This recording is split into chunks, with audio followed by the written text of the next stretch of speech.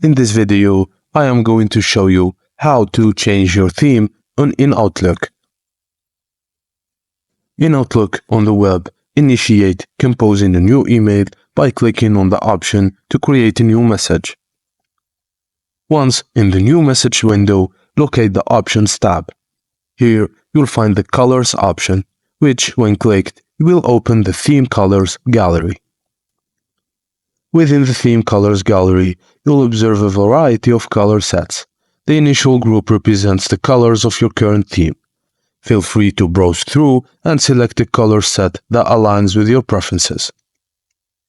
For a more tailored experience, opt for creating your own set of colors by creating or selecting Customize Colors. You can adjust theme colors and create a unique color. As you make adjustments, keep an eye for the Sample section to preview the effect of the color changes. After finalizing your color choices, don't forget to name your custom theme, enter a suitable name for it, and click Save to preserve your personalized theme colors.